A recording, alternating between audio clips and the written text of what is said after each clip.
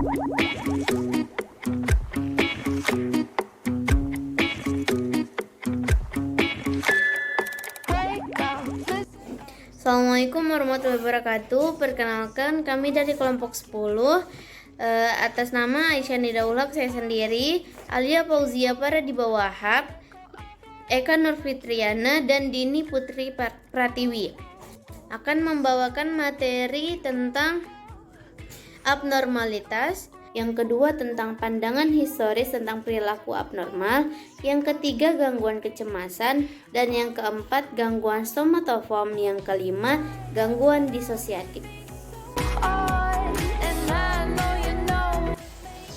Abnormalitas. Perilaku abnormal adalah kondisi emosional seperti kecemasan dan depresi yang tidak sesuai dengan situasinya. Perilaku abnormal terdiri dari dua kata, yaitu perilaku dan abnormal. Perilaku menurut Kamus Bahasa Indonesia adalah tingkah laku seorang manusia atau sikap manusia. Sedangkan abnormal dapat didefinisikan sebagai hal yang jarang terjadi seperti kidal atau penyimpangan dari kondisi rata-rata, seperti tinggi badan yang ekstrim. Sumber lain mengatakan perilaku abnormal adalah perilaku yang menyimpang dari norma sosial, karena setiap masyarakat mempunyai patokan atau norma tertentu. Untuk perilaku yang sesuai dengan norma maka dapat diterima. Sedangkan perilaku yang menyimpang secara mencolok dari norma ini dianggap abnormal. Perilaku abnormal yang terjadi pada kondisi emosional biasa terjadi kapan saja dalam kehidupan manusia. Mereka kadang-kadang bisa terjadi dan sudah terjadi dalam kehidupan orang lain. Sebuah masalah emosional dapat menyebabkan seseorang mengalami gangguan secara mental dan fisik. Oke, materi yang kedua yaitu pandangan historis tentang perilaku abnormal. Yang pertama ada model demonologi. Model demonologi mengaitkan perilaku abnormal dengan penyebab supranatural atau hal-hal gaib yang disebut dengan model demonologi. Pada zaman Yunani kuno, orang yang berperilaku secara abnormal sering dikirim ke kuil untuk dipersembahkan pada Aesculapius, yaitu dewa penyembuhan. Para pendeta percaya bahwa Aesculapius akan mengunjung orang-orang yang menderita ketika mereka tertidur di dalam kuil dan memberikan saran penyembuhan melalui mimpi, seperti istirahat, diet nutrisi, dan olahraga juga dipercaya dapat membantu penanganan. Yang kedua, asal mula model medis. Hippocrates adalah dokter terkenal pada zaman keemasan Yunani, menantang keyakinan yang telah ada pada masanya dengan menyatakan bahwa penyakit pada tubuh dan jiwa merupakan hasil penyebab alami, bukan karena penguasaan oleh kekuatan supranatural. Ia meyakini bahwa kesehatan tubuh dan jiwa tergantung pada keseimbangan cairan tubuh atau humors, atau cairan vital di dalam tubuh seperti lender, cairan empedu hitam, darah, dan cairan empedu kuning. Menurutnya ketidakseimbangan cairan tubuh inilah yang menyebabkan munculnya perilaku abnormal. Yang ketiga, pada zaman pertengahan, doktrin tentang penguasaan oleh roh jahat meyakini bahwa perilaku abnormal merupakan suatu tanda kerasukan oleh roh jahat atau iblis. Keyakinan ini dibubuhkan ke dalam ajaran gereja Katolik Roma yang kemudian menjadi kekuatan pemersatu di Eropa Barat setelah runtuhnya Kekaisaran Roma. Zaman Renaissance dianggap sebagai peralihan dari dunia pertengahan menuju ke dunia modern. Oleh karena itu, ironis bahwa kekuatan akan penyihir juga mengalami peningkatan pada zaman Renaissance.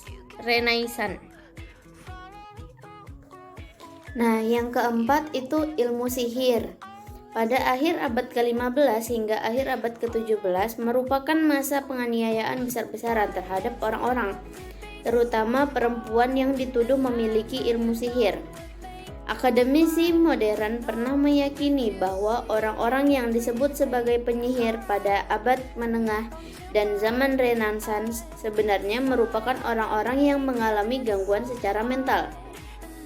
Mereka diyakini disiksa karena perilaku abnormal mereka dianggap sebagai bukti bahwa mereka bersekutu dengan iblis. Yang kelima, rumah sakit jiwa. Rumah sakit jiwa seringkali memberikan perlindungan bagi para pengemis sebagaimana orang yang mengalami gangguan, dan kondisi di tempat itu biasanya mengerikan. Para penghuninya sering kali dirantai di tempat tidur mereka dan dibiarkan terbaring di tengah kotoran mereka atau berkeluyuran tanpa ada yang membantu. Sejumlah rumah sakit jiwa menjadi tontonan umum. Pada salah satu rumah sakit jiwa di London, rumah sakit jiwa St. Mary's of Bethlehem dari Mans, kota Bethlehem. Kata yang umum digunakan pada saat itu untuk menyebut rumah sakit jiwa. Diperoleh masyarakat umum dapat membeli tiket untuk mengamati kelakuan aneh dari para penghuninya. Yang keenam, gerakan reformasi atau terapi moral. Era modern dari penanganan abnormalitas dapat ditelusuri pada usaha-usaha individu seperti orang-orang Perancis Jean-Baptiste Poussin dan Philippe Pinel. Mereka menyatakan bahwa orang-orang yang berperilaku abnormal menderita suatu penyakit dan seharusnya ditangani secara manusiawi. Pandangan ini sama sekali tidak populer pada masa itu. Orang-orang yang gila biasanya dianggap sebagai ancaman terhadap masyarakat, bukan sebagai orang sakit yang membutuhkan penanganan. Tokoh yang berpengaruh adalah seorang dokter Amerika, Benjamin Rush. Dia meyakini bahwa kegilaan disebabkan oleh pembesaran pembuluh darah di otak. Untuk mengurangi tekanan, ia merekomendasikan pengeluaran sejumlah darah dan penanganan-penanganan kasar lainnya seperti menyucikan penderita dan memandikan mereka dengan air es yang dingin. Dorothea Dix adalah seorang guru sekolah di Boston, melakukan perjalanan mengelilingi Amerika Serikat untuk menentang kondisi yang menyedihkan di dalam penjara dan rumah penampungan orang miskin yang mana orang-orang gila sering kali ditempatkan. Sebagai dampak langsung dari usahanya, 32 rumah sakit mental didirikan di sejumlah Amerika Serikat. Selanjutnya yang ketujuh yaitu suatu langkah mundur. Pada paruh terakhir abad ke-19, keyakinan bahwa perilaku abnormal berhasil ditangani atau disembuhkan dengan terapi moral menjadi kurang disukai. Suatu periode apatisme berkembang di mana pola-pola perilaku abnormal dianggap tidak tersembuhkan. Institusi mental di Amerika Serikat berkembang jumlahnya dan kemudian beralih tidak lebih sebagai tempat penitipan. Yang kedelapan, gerakan kesehatan mental komunitas. Dewan Kongres pada tahun 1963 mendirikan sistem pusat kesehatan mental yang berskala nasional, Community Mental Health Center, yang dimaksudkan untuk menawarkan alternatif lain dan menyediakan jangka panjang di institusi yang kondisinya menyedihkan. Community ini diperintahkan untuk memberikan dukungan dan perawatan yang berkelanjutan kepada mantan penghuni yang dilepas dari rumah sakit mental negara di bawah kebijakan diinstitusionalisasi.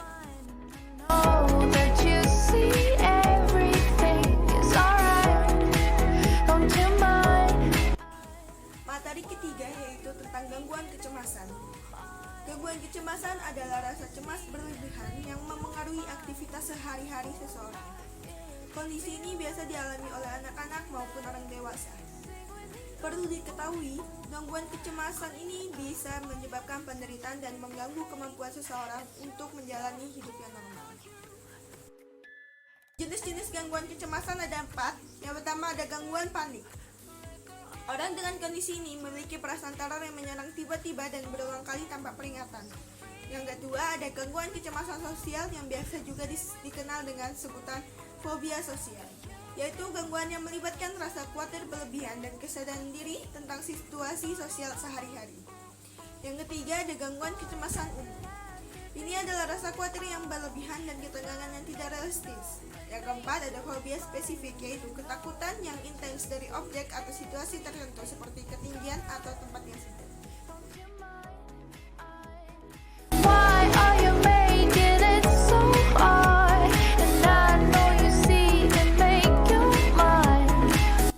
Selanjutnya saya akan menjelaskan tentang gangguan somatoform.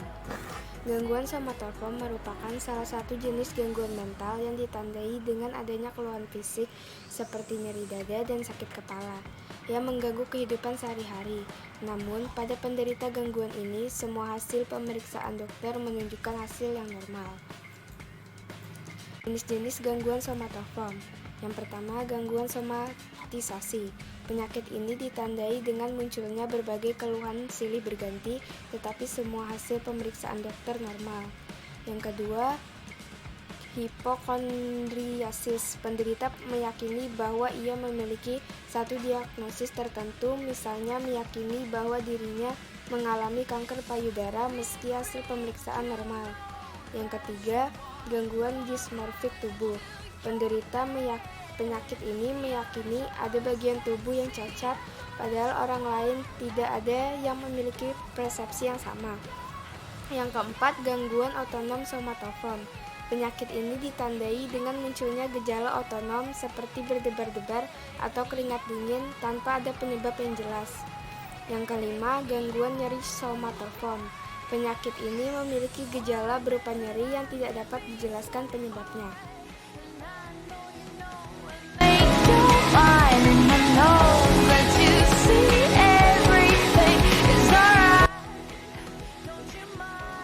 Selanjutnya, saya akan menjelaskan pengertian dari gangguan disosiatif. Gangguan disosiatif atau dissociative disorder adalah gangguan kepribadian yang ditandai dengan adanya perubahan terkait identitas, memori, dan kesadaran individu. Gangguan ini juga sering disebut dengan gangguan kepribadian ganda. Individu yang mengalami gangguan ini mengalami kesulitan untuk mengingat peristiwa-peristiwa penting yang pernah terjadi pada dirinya, melupakan identitas dirinya, bahkan membentuk identitas baru. Jenis-jenis gangguan disosiatif. Yang pertama, gangguan identitas disosiatif. Gangguan ini sering disebut dengan gangguan terpecah. Kepribadian terpecah menjadi dua atau lebih, yang masing-masing kepribadiannya terdefinisi dengan baik pada satu tubuh. Yang kedua, ada gangguan amnesia disosiatif. Amnesia disosiatif merupakan tipe paling umum dalam gangguan disosiatif. Dalam amnesia disosiatif, orang menjadi tidak mampu menyebutkan kembali informasi pribadi yang penting dalam bentuk yang tidak bisa dianggap sebagai lupa biasa. Yang ketiga, gangguan depersonalisasi.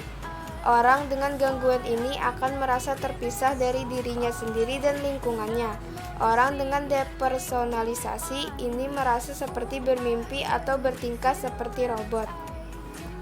Kesimpulannya, abnormalitas umumnya ditentukan berdasarkan munculnya beberapa karakteristik sekaligus dan definisi terbaik. Untuk ini menggunakan beberapa karakteristik kejarangan statistik, pelanggaran norma, distres pribadi, ketidakmampuan atau disfungsi, dan respon yang tidak diharapkan.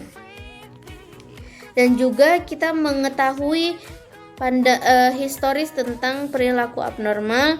Juga kita mengetahui tentang pengertian dari gangguan kecemasan, gangguan somatoform, dan gangguan disosiasi.